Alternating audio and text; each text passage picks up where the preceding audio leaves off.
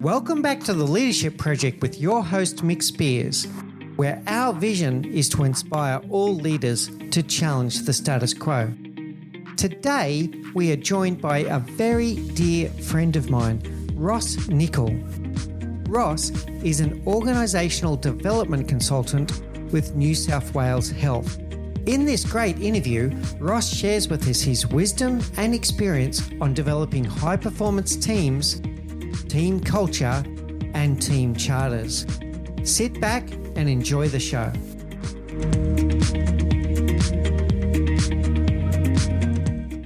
Hey everyone, and welcome back to the Leadership Project, where our vision is to inspire all leaders to challenge the status quo. We have a very special guest with us today, Ross Nicol, who is an Organisational Development Consultant inside the New South Wales Department of Health. Now, Ross and I have known each other for quite a long time, without showing our age, but more than a decade. And we have worked on the development of high-performance teams, the development of team culture, and in particular, the implementation of things like team charters before. And we'll probably delve into some of that during the conversation. So today's conversation will be about that, how you do develop an organisation, how you develop organisational culture, and what it might mean for the leader and also for developing high-performance teams. So, Ross, please say hello to our audience and give a little bit of your background. Hi, everybody. Ross Nicol. I've predominantly worked inside of organisations over the last 20 years. I've been in Vodafone, MLC, Talus, where I met Mick, and now I'm in New South Wales Health here in Australia. And I'm passionate about learning and development, and I'm passionate about people's opportunity to grow within the realm of where their possibility is. It's exciting. It's exciting to work with people and have permission to help them grow their leadership and their capabilities. I used to be a school teacher, so I've been passionate about learning for a very long time and about seeing what people can be about in the very thing that's in front of them, not focusing on what's wrong, but on what's possible. Some great insights there, Ross. I'm going to come back to some of those things for sure during the interview. So, school teacher, tell us a little bit more about your upbringing and what led you into teaching as a passion and as a profession.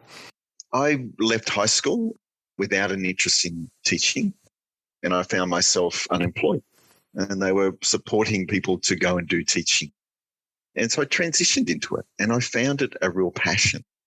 And I think I learned that from passion for educating and supporting some groups of people from a man named Bill Plazier, who was a senior youth worker here in Newcastle, where I live.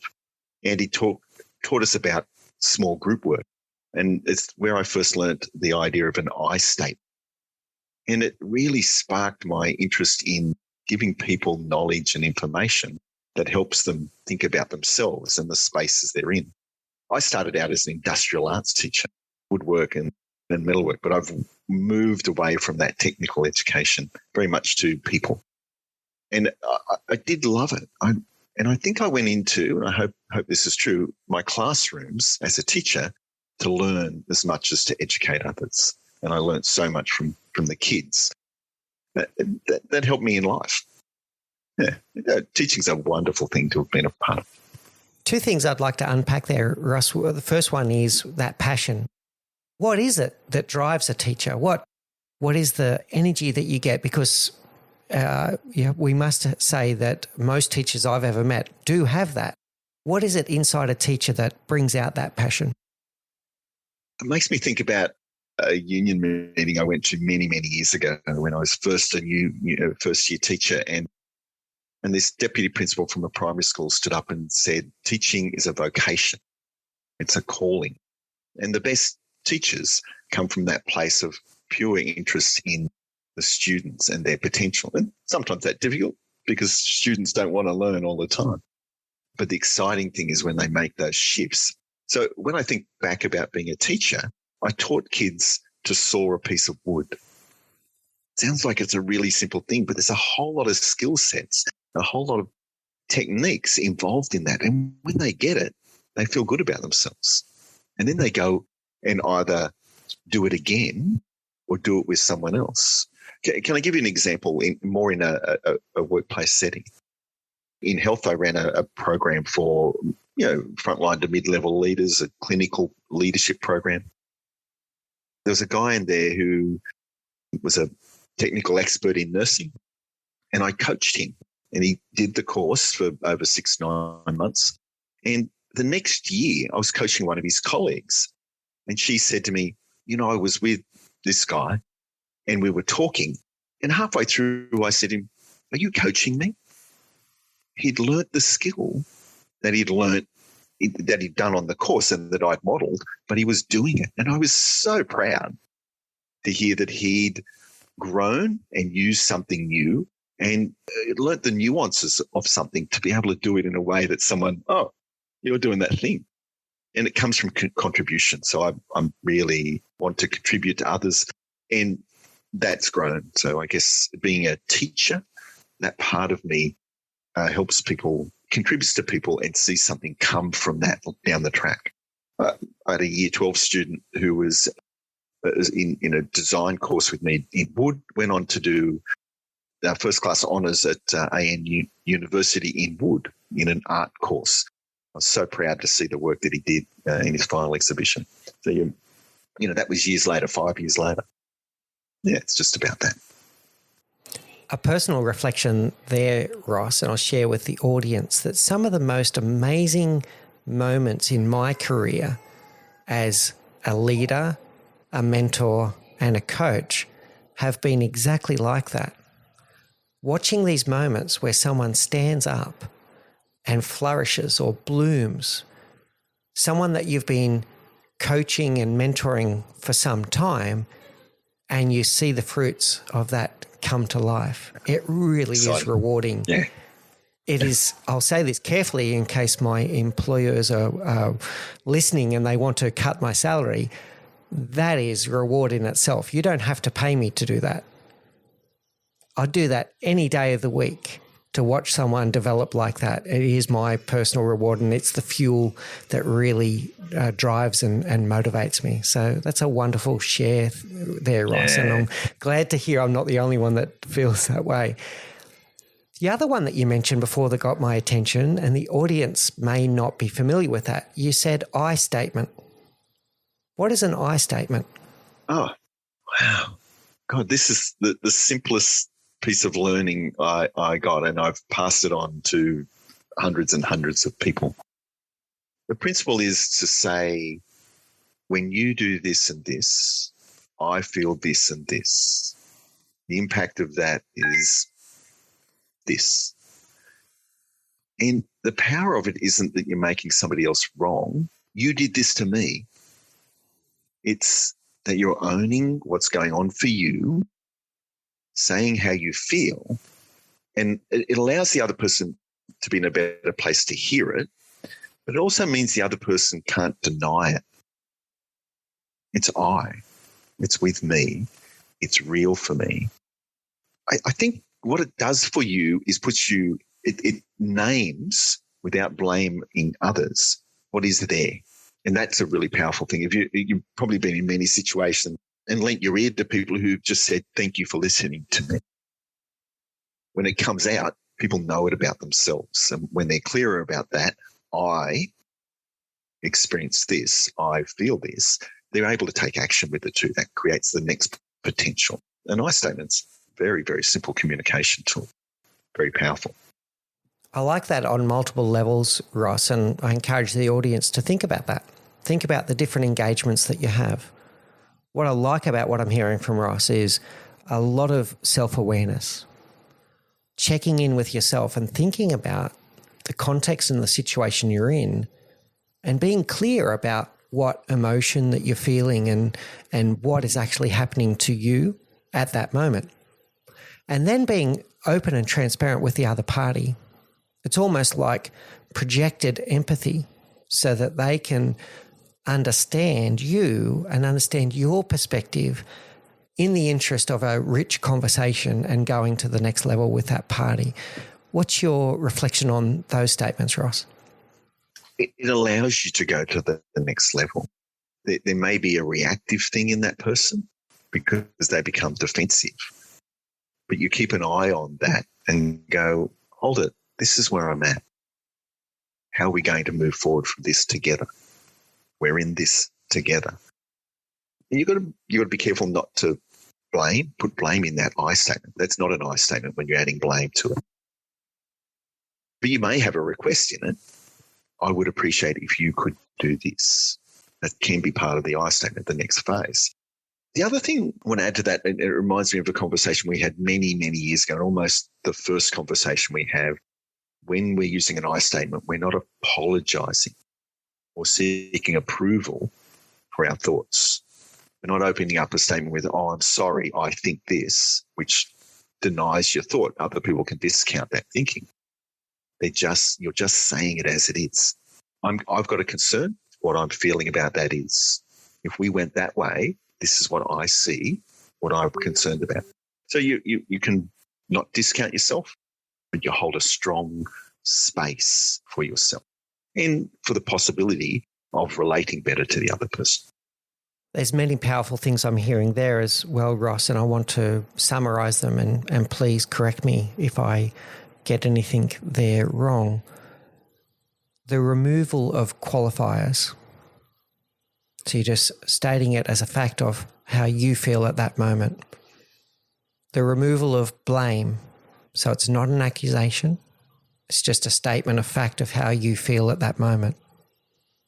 And the removal of judgment are the three things that I'm picking up from the way you're crafting those I statements. And I want to add something to that's fantastic. What I want to add to that is if you remove those things, then you fill the space with other things, the positive things, the continuing conversation, the possibility of collaboration, the possibility of acknowledgement. I said recently to a colleague, the most important thing here right now, even though we're having a difference, is that we remain colleagues and we find a way through this together. That's the most important thing. Whereas if you do those other things, the four or so things that you mentioned, the possibility of moving forward isn't there. So, yeah, putting those things aside and creating the way to move forward together through commitment and through clear statements like an I statement. Now we're getting somewhere as well because you've now used words, very powerful words throughout that. You've used the words together, collaboration, and moving forward. And I would say once you've gotten through that I statement, I believe the next most powerful thing to do would be to look for some reciprocation, and whether that reciprocation comes naturally or whether you might need to use some selective use of searching questions to try to empathise with the other person as well. And then you can move forward and build together. In the organisation I'm in now, we've got a set of values called core values: collaboration, openness, respect, empowerment. And there's a little model for having a core chat. And it's that very thing. And, some of the people I've worked with and trained and coached in using that tool said, I spent days being really fearful of the conversation. But when I had the core chat, it took 2 minutes. The other person got it and they apologised. I'd like to dig a little bit deeper into that as well. I like the sound of this core process. But there was something else that you picked up there as well, which was someone having anxiety about a conversation for 2 days leading up to a conversation. That's not necessarily healthy, but it is important to have processes to manage that. Very interesting. Okay. I had a feeling that this conversation was going to go like this, Ross, that you and I would just pick on a topic and we'd end up going quite deep very quickly, but not surprised at that at all. Okay, Ross, I'd like to now come back to your career. Can you tell us more about how you transitioned from being a teacher into the corporate world and in culture development inside large organisations? So go back to the person I mentioned before, Bill Plazier, when I did that small group work and I was inside of a Christian church context. But I learned that you could work with older young people and adults and have much more interesting conversations. So I was really open to this idea of working with adults. I got my first job working with adults in the State Library of New South Wales, a fantastic place to work. But I was running programs for long-term unemployed young people and then adults. And I just got opportunities there also to work with the staff. And this really grew into a strong interest in working with people in the way that I spoke before about their potential, about doing interesting things. And I must say I enjoyed being the educator, enjoyed that person who facilitated those moments. I did a master's in adult education. I did a master's before that in sociology, very much in understanding people and people's ways of working. And through my own research, grew an understanding of what builds potentials in organisations. While people use their own mastery, their own specialisations, whether you're a librarian, whether you're in finance, in MLC, or whether you're an engineer in Tallis, people had common needs. And then that expanded into growing an understanding of what leaders do that makes a difference, and how to make that transition from being a team member to being a leader. And there seems to be a set of core capabilities or core ways of working. It's different for different people because we come to it with a different way. But I got very interested in creating the opportunities for growth and development, which I've referred to before, particularly in leadership. And I got my first touches into that at MLC, and I ran large groups of people through team building processes. I did some training for people in leadership. That's where I really got my first opportunities to work with leaders and gain my accreditation in human synergistics, lifestyles inventory, coach people. I did my coach training with David Rock, who's set up the Neuro Leadership Institute. His previous organisation was Results Coaching Systems. I was in his second group of training for coaches in 1999. It was fantastic. People would say to me, Ross, would you be someone who would take up counselling? No, it's not where I want to go. But when I've discovered what coaching is, it's about a conversation that supports people to go where they want to go, to set that out for themselves. And you hold that space for them to walk into it and meet the challenges and so on. So I became really interested in, supporting people to deliver what they want to deliver, to become what they want to become. Also at MLC, within the unit I was in, I looked after the engagement survey at Hewitt and saw lots of insights into how organisations help to grow people's potential, their commitment to the organisation, that they speak positively about it, and they give this discretionary effort. I did a whole lot of reading from corporate executive board research, international research on these kinds of things. How do you motivate people? How do you engage people with feedback and build high potential teams? So I really, I guess I matured into it, and Tallis gave me a fulfillment of that. That's where I started running really quite senior leadership programs. Fantastic. I'm passionate about what I get to do. And that's where we met each other, which is a part of a wonderful journey in my career. And you have been instrumental, I believe, Ross, in some of the formative years of my leadership journey. And I'll always be eternally thankful to you for that. I say that very openly for you and for everyone on the podcast to hear. The interesting things that you're touching on there, you did mention about the differences between being a coach and being a counsellor or a therapist. You've heard on previous episodes of the podcast talking about the difference between a coach and a consultant, a difference between a coach and a teacher. There's no right or wrong in any of that. They're just all different mindsets, and they all have their place. And sometimes you'll take one hat off and you'll put another one on, and they all have their role in the world. So, and it's great to see your development through all of that, Ross, to be the person that you are today. Yeah, it's been a fantastic privilege. You get to do this work with. It's such a privilege. Quite often at the end of coaching sessions, I will say to people, thank you. What I need to say to be complete is to thank you for trusting me. It is a privilege. It's good. The other thing that you touched on, Ross, that is music to our ears here at the Leadership Project. because really it's one of the fundamental reasons why we exist, was about that transition that people make from being an individual contributor through to being a leader, and having that sometimes sudden realization, other times it takes longer, but a sometimes sudden realization that human beings are very complex and the skill set that you need as a leader is very different to being an expert in your domain. Can you share your reflections on that realization stage when someone goes from IC to a leader the first time? What do you think are the things that they struggle with the most? There's three things come to mind, and I'm thinking of a particular person, but I've had this conversation many, many times. And this was a woman in Tallis who worked running a logistics administrative team. She was on a program that we developed and designed there and was run by an external consulting company who were fantastic. Nous is their name. And this young woman I spoke with a number of times while she was on this program, some informal conversations or coaching, if you like. And she was so embedded in doing really, really well. And that her work ethic was really strong. She'd, succeeded in that and got the role as a manager, probably because of that being that expert, but also being a really, really good employee who delivered things. So one of the challenges for that transition is to let go.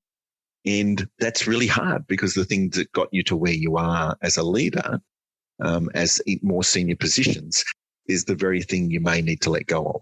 And when we do things, there's a tool, the team management profile, talks about getting really practice at things and enjoying it.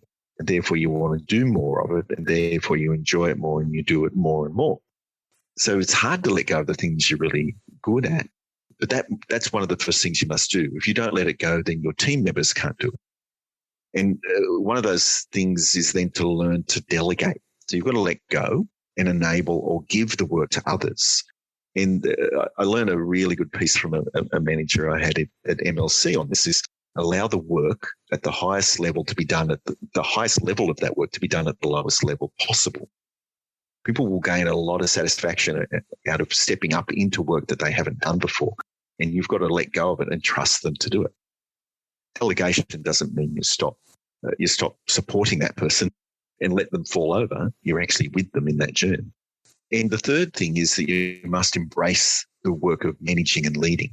And that can take a whole lot of shifts of self-concept, of identity and fear. I'm thinking of a manager who I coached in health over the last year, and she came out of the team. So that's harder again because these were colleagues and friends and all of that. And she resisted doing a really good process that we have in health, in some parts of health, called leader rounding, going out and informally, but with a process, having conversations with the team. It's a bit like the lean principle of go to the Gemba, go to where the true work is done. And she was resisting it because of fear. So you've got to move into your fearful things, embrace those things that feel awkward. And in the coaching, and sometimes you just do tough coaching, it's time for you to do this, I said to her. Are you going to embrace it? Are you willing to do this? And we set a number. In the next 4 weeks, you're going to do this many leader rounding and go and talk to your staff. And she practiced it and she became very good at it. You've got to step into and embrace those things that it takes to be a leader and manager. And what I find with that is that people discover something. They discover why they step into that role. And the thing you referred to earlier, one of the things that drives some of that passion is like they get to develop other people and see them come on. Yeah, there's some of my insights. Yeah, really good, Ross. And the one I'd like to pick on there is that letting go. That can be difficult for people, particularly if they've been particularly good at their craft, particularly if they are proud of their work and potentially a bit of a perfectionist. It is then difficult to step back and realise that your role is now to develop others. Yeah. It's to develop others to do the role that you used to do. It's to develop future leaders too, by the way. The greatest leaders are the ones that develop other leaders, right? Yeah. It is difficult. And for anyone listening on the podcast today that is going through that transition, that is going to be a challenging one. And you do need to think about that. It's really, really true. You can't allow others to take it on unless you let it go. But you can't take on what you could potentially become if you don't let go. That doesn't mean you lose your expertise or your ability to coach people to the level of expertise that you've had. But as you inferred, you'd be really proud of those people who excel and go past you. That's one of the success outcomes of being that leader. They could become even better experts than you were in the specialization. I met a guy many, many years ago who managed a team of people he had no knowledge in their expertise. And he said, that's okay. I need to be really good at enabling them to succeed as a team. They've got the expertise I don't need to have. So the skill set of managing is distinct from the expertise that we started with. I fully subscribe to that, Ross. I totally believe that is a reasonable expectation that people can do that. You don't have to be an expert in everything. And in fact, think back to some of the things that Su Lin Lau shared with us about intellectual humility. You're actually probably sometimes better off checking that at the door and being more curious instead of being an expert in your domain and everyone thinking, there's Mick or there's Ross. They've got the answers to everything, right? So you don't want to be the oracle of all knowledge. You want to be the facilitator that allows people to grow. It makes me think of a really good senior manager at MLC, Tony Satu, is his name. And we were both attending a training course on coaching. And it was run by a guy named Peter Farley, who was really one of my informal mentors in those early days of my development. And Tony's complaint was that all his staff, really senior people, keep coming to him to give them advice and to give them the answers. And he got to be coached by Peter in the course. And what came out was he kept doing this. Tony did, because it made him feel really good, because he's really, really good at giving the answers. And so people kept coming with the question.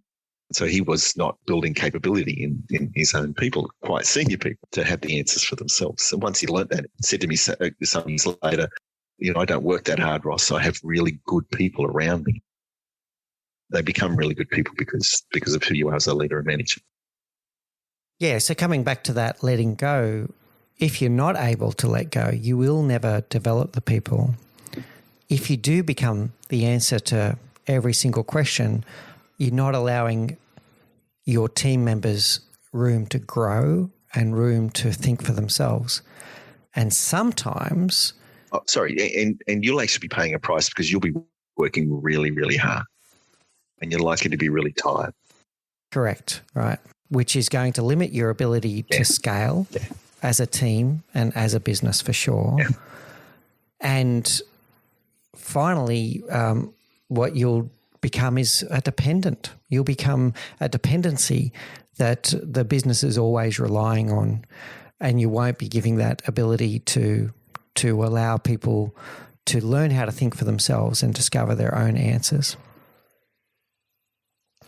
So one of the things that I'm not going to say is unusual about you, Ross, but it's very specific. That would be the better term. Something that's very specific about you is that you are an internal development consultant. So you do organisational development and culture development inside organisations. Share with us about what that means and how it might be different if you were doing that externally in a business.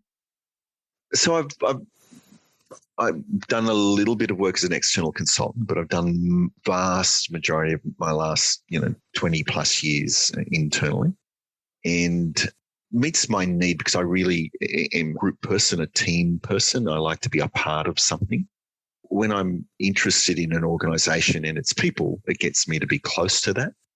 I had a manager, say a senior manager, VP level, a director level, say to me just recently, you're one of my partners. And it honours the part I play, I guess, for that person. And so I get to fulfill something that I'm about. So that's why I've stayed to some degree inside organisation. The distinction is you've got some skin in the game because it's your organisation and you know it in ways that an external consultant rarely gets to know. And so you can speak with some authority. It ran, probably the peak of my time at Talus was to run the Leading for Results program. And, quite often these kind of programs are run by externals who the Ben Deltas or the Nouses or, large organisations who bring deep expertise to this. But I, ran it with a colleague out of France, here in the Asia Pacific region. And when I stood up in front of the leaders, and all of them were more senior than I was, I held the possibility of what the organisation is about. There was a program called Ambition 10, as you know. There was a new leadership model. And we had a set of values. And so I held them because I believed in them. I didn't just invite people to look at them or participate in them. I had them as my own. And so that brings an element to the internal consultant that an external consultant might not have. And so you get to be close to the work and believe in it. Again, we talked about, some of the other work I did with team charters and working with teams. One of the best people I worked with there was a guy named Tony Mills. He had a complex contract relationship with Navy because there was a second party that they were working with who also had a contract with Navy. And I ran workshops on team charters with Navy, with multiple parts of that, Talus and then this other organisation. And, I think the part of the strength of my work was that I knew our organisation and I knew its commitment to fulfil its contract, but also to do that in really deeply committed ways and values-based ways with the Australian Navy. And so, I spoke in the room with some sense of knowledge, but it also, I think, allowed me to ask deeper questions to enable deeper learning and really strong connection. So that's not to say that external consultants can't bring great value, but to work closely within the organisation, to know the organisation. And then it's complex because there are, I was always part of a workforce or HR unit. And so there's nuances that are broad there about people, policy, practices, principles, direction, workforce planning, salary, all of that. I had a knowledge of the organisation's concerns in that space. So I'd bring that into the conversation. So lots of benefits of being an internal person to the customer, to my clients who were, people like yourself in the organisation.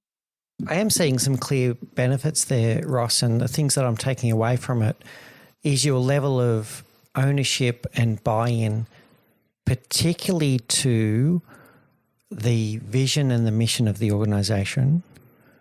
And secondly, that understanding how the organisation works can be a great benefit in that. What about the challenges? What are the challenges of an internal consultant versus an external? The possibilities are best fulfilled when there's vulnerability. And I'm quoting Brene Brown's, wonderful work in that space. And so I think I brought myself to it with a real honesty. But sometimes others, and not necessarily the direct client internally, would have a concern, and sometimes that I was operating in ways that I may not have had permission to. And that's really important, to check in and not to go in and do any consulting work on your own. And so in the best situations of that, and the most aligned person to work with was a HR business partner who had a broad organisation feel, but in Talus and in other organisations, the best thing I've seen is where they're really embedded in the business. They report to their HR managers. And so you stay close to that, and that is helpful. So, there's I am a passionate and interested person, and so I would get close to those that work with that leader. I think I worked within the permission. So it's really important, whether you're an external consultant or an internal consultant, you work to the level of permission that you've gained. You've got to be careful with that. And it's also important not to take ownership of something that's not yours. And this is a common story in HR, not just in my space in it, that the manager wants us to do that for them. And, we can fall into the trap of doing it for them when it's their work. So one of the things that has really helped me is, and I did this with the team charter work that you and I did, is I lay out a clear contract. So contracting is a really good principle inside of good quality consulting. You do it when you contract to your customer, to deliver something to a customer. So, I set really clear boundaries and I work with those leaders to say, to work with them on what they own. And my part in general was to create the environment or the facilitation workshop space, but I didn't own the outcome. I think one of the other things is that others might limit the possibilities, and I always saw great possibilities. I almost had the opportunity to facilitate the executive team in a strategy offsite one time, and others were concerned that, oh, no, you couldn't do that. And I'm someone who's kind of up for things, and as long as you get permission, doesn't matter what level you're in the organisation, you can guide a process. I'm a true facilitator, you know that. And so, I let it go, and I found a very, very good external consultant who was a good friend of mine. He did an amazing job, but I still believe I could have facilitated that session. So, people may not see you as having that same potential. Sometimes when you come from an external organisation and you're charging $5,000 or $7,000 a day, they're happy to pay for that. And there's some of the nuances of being internal. That raises something interesting about the famous saying that everyone is a prophet in someone else's land, and potentially organisations do not always tap in to the extraordinary talent that they've got at their very fingertips inside their organisation already, and that, like you said, the consultant coming in from outside charging the big dollars has somehow increased credibility, even if they're on a similar standing to some people that you might have in an organisation. I think that is real. I think that still exists. And it's something for us all to consider and ponder. It's true. One of the things that I've always kept in mind was that that's okay. I've got lots of really good work to do and I'm respected for it. And, I used to have some fun with it. I would say to a senior manager that I'm coaching, if I was an external coach, this would cost you $700 an hour. So I'm looking for you to work like you're paying me $700 an hour. That I wasn't charging them. To work at that level, then that also meant that I needed to be working at that professional level and stretching myself. I like that, Ross, and I like what you were saying before about essentially an internal contract that sets the expectations, sets the obligations of each party to make sure that you're working collaboratively to get to the outcome that the business needs. I really liked that. Let's come back to the team charters. You've brought that up a few times, and you and I developed a team charter together for one of the greatest stages of my career, which was the delivery of the Auckland ticketing system. And we had a team that was built across 4 countries, 4 time zones, 3 cultures. We had people from New Zealand, people from Australia, people from Hong Kong, people from France, all working on a multinational project together. And we did do that step of a 4-day team building and culture workshop that crescendoed towards a team charter. Now, I have my views clearly about that, but I'd like you to share with the audience about what you believe are the fundamentals to a team charter, why they're important, and what you could share with the audience about that. Well, I want to acknowledge someone as we step into this, David Morley, who runs his own consulting company now, and his model for winning together, because David had the opportunity to run that program for you and he offered it to me. And I grew to it. I don't know if you knew, but it's a first time I'd run it with that level of intent and to hold the possibility of the outstanding deliverable that came from that, the works in the room and the people that you brought together to do that. So I want to acknowledge David. The key elements are an aligned group of people who own that. And you may recall that's part of that contracting. I sat with you and who was the leader from France? I apologise.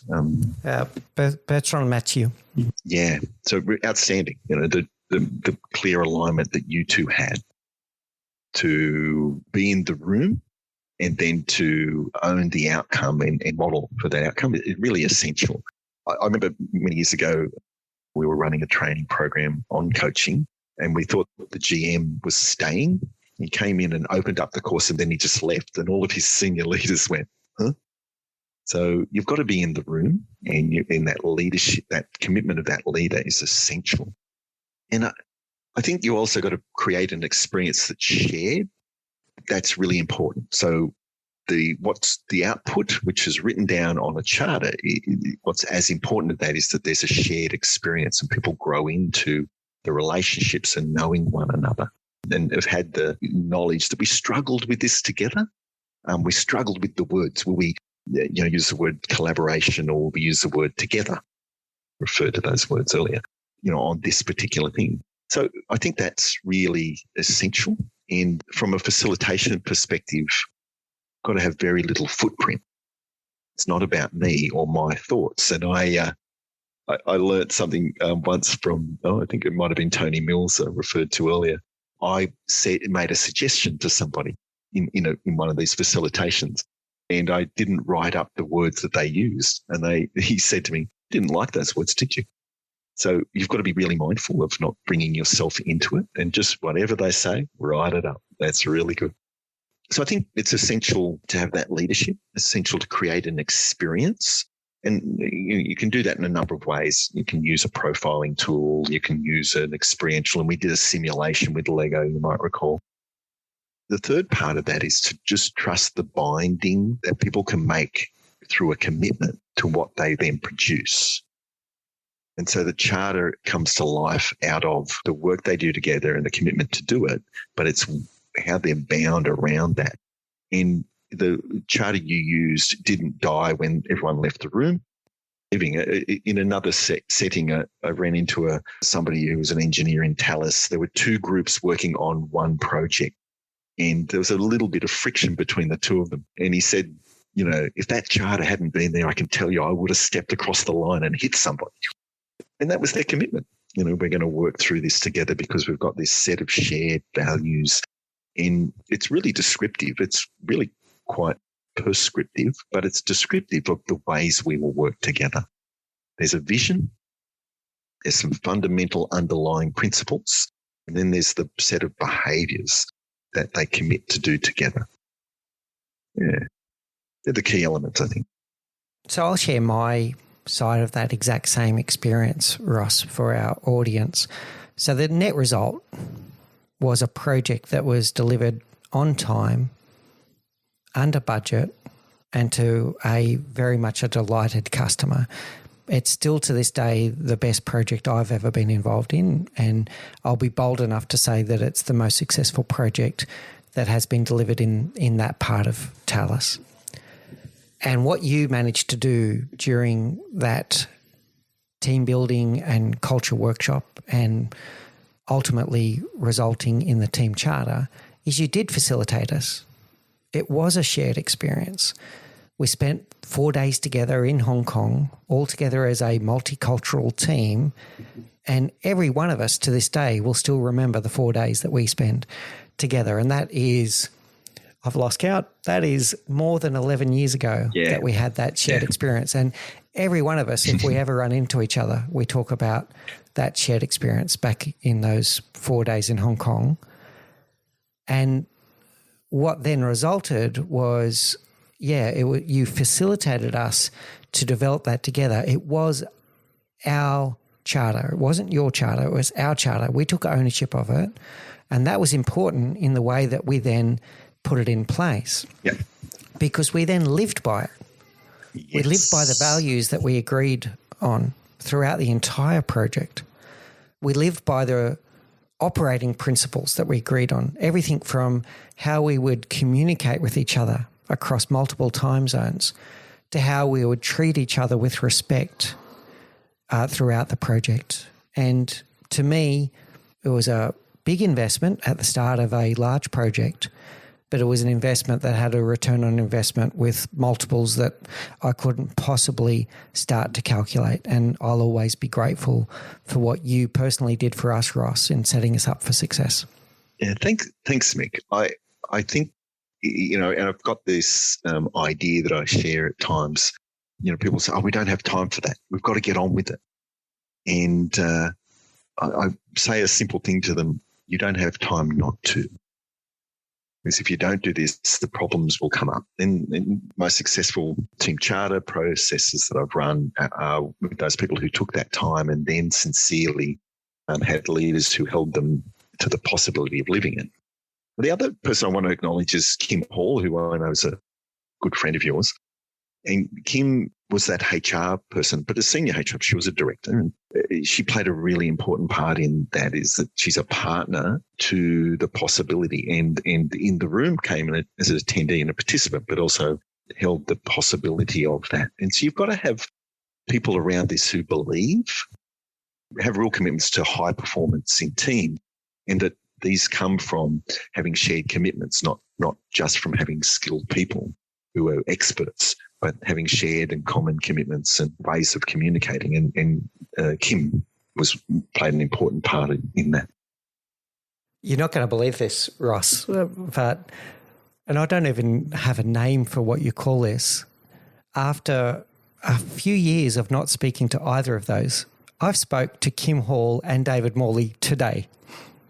That's unbelievable that we've ended up there in the conversation today. But for the audience, watch. Well, they're significant people. No, they are, and they meant the universe. The universe wants us to talk about. And for the audience, and for David, and for Kim, watch this space, because me reaching out to them today, you can start extrapolating that they might end up being future podcast guests on this very program. Oh, that's wonderful, Ross. I'm so glad that we had this conversation. All right, let's start bringing us to a crescendo then. In fact, you know what? I'm going to take a step back, because I don't always get a chance to interview someone with your level of expertise. So with your permission, I want to ask you some challenging questions that I sometimes scratch my head about, and we'll just see where we go with it. The first one, we spoke before about that transition from individual contributor to leader. I want to put out a challenging statement and get your reaction to it. I'm going to say that. Go on. Yep. I'm going to say that leadership is not for everyone, and just bear with me for a second. So sometimes you might end up with that person who is the best at their domain. And I'm just going to pick an example here. Let's say that they're the best solution architect that the company has ever seen. Mm-hmm. They get identified as having leadership potential, and they get thrown into a leadership position. And it turns out that maybe it isn't for them. It's not their cup of tea. They don't enjoy it. They struggle with that transition, etc. And what you end up with is you end up with a double whammy, because now you've potentially lost your best solution architect because they're not doing their craft anymore. And you've ended up with a poor leader who's not engaged and doesn't even want to do the job. And people don't want to work with, because they don't treat them well, or they don't manage well. Because they're a horrible boss. Not because they mean to be. It's just not their thing. So my question to you, and I have to tip my hat here to Talus and say that they did have a good program for this. But one of the limitations in many organisations is that if you don't take that leadership position, that it can be career limiting, that you can end up with giving yourself a ceiling as to how high you might end up getting, how well you might be rewarded remunerated and recognised. What advice could you give to our audience about how organisations can set up structures for people that may never become leaders, but you still want to develop them in their craft so that they can be the best at what they do? This is a really good question. It's not one I've turned my head to very much. You've just tipped your hat a little bit to TALIS. They had a expert stream, like a third stream. Correct. And I hadn't seen it before and I haven't seen it since. In health, we have some really, really good experts, and there is one or two that get to be promoted along that, but it's fairly rare. So not everyone in not every organisation has the resources to pay their experts as much as they pay their leaders. So let's be realistic about that and acknowledge that. But I would encourage organisations to acknowledge their seniors in a nursing, in an inpatient unit, in a hospital. These are really crucial people who can be asked to take on responsibility or have opportunities for delivery of things, who may not even want to be managers, but are real experts. And so you want to honour. I think that's one of the things. It's actually Su Lin Lau you mentioned earlier. Have I got that name right? Yeah, Su Lin Lau. Yeah. Talked about the 4 H's in GRAB, and one of them is honour. And I think, demonstrating to people that they belong, that their expertise is deeply valued. You can do that in a number of ways. You can give them not extra work, but work that they're really interested in doing to do improvement. Instead of telling them to change their process and how to do it, you to get them to do it. We often talk about mentoring, and in nursing in health, there's some really good work done with new students or new employees. The talk I've heard from some of those senior people is how good they feel about having passed on. And I must say, I have a deep respect for nurses valuing nursing and wanting to grow nurses. So you want to honour that. An organisation wants to give that space. Also, the value of recognition. So honouring it is part of that, and giving them roles or tasks, but just letting others know that if you need somebody, this is the person to talk to. And then when they do that work, recognising them. We have an internal tool which I was able to be a part of launching, called a thank you card. Make sure you send things to people appreciating them. And there's a whole lot of research into this. My sister-in-law works in safety leadership, and there's an author called Aubrey Daniels who talks about the value of positive recognition, because people will do it again. And we all know the principle of that. But if we count the number of times we give positive recognition in an environment where we're all worried about failure, it's not that often. Research principle of 5 to 1, those kinds of things. So really value and demonstrate the value of those experts, because you probably don't want them to be leaders. You want them to stay in that expertise. So we often talk about talent programs, but we seem to limit that only to talent in leadership, talent in the next succession plan. We put talent and succession together. So I think organisations need to think more broadly than talent as only a leadership piece. Yeah, they're the things that come to mind. I really like what you're sharing there, Ross, and on both respects, the reward and recognition, and understanding that reward and recognition needs to be personalised to the individual. What makes them tick, what motivates them, making them feel very much valued and that they matter. And I like what you're talking there about talent development, having multiple streams. And I'll just conclude that with saying for everyone listening that you might not be aware of what we were referring to with TALIS. So TALIS has an example where they have a technical expertise stream where you can climb let's say the ladder of the organisation for your technical expertise, and then there is a leadership stream, and the leadership stream is the path that the majority of people take. But the fact that there is a technical expertise stream there is designed to cultivate those people in the organisation who may not end up in a team leadership role, but are leaders in their own way. They are technical leaders of their domain. It makes really good business sense, because if you look at the outcomes, and I got to meet a couple of those people at TALIS, the outcomes that they deliver, they don't want to leave the organisation. They might not want to have other opportunities, but they're worth a lot of money and somebody will poach them. It makes really good business sense, if you can, to pay them really well, or to hold them close because you show value of them. Many organisations can't pay, but you really want to highly value that expertise. And they will follow you. And you may recall, Ross, that some of them, well, one of them in particular was a Nobel Prize winner. Others won Academy Awards for their technical development in video cameras, etc. I mean, deep technical experts, not necessarily people leaders.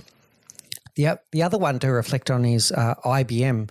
So IBM have a program called IBM Fellows, and it's similar. It's designed to recognise people for their deep technical expertise. And if anyone in the audience wants to look at either of those examples, there's probably something to learn there. Well, thank you, Ross. I really appreciate this. We'll bring ourselves to a close now.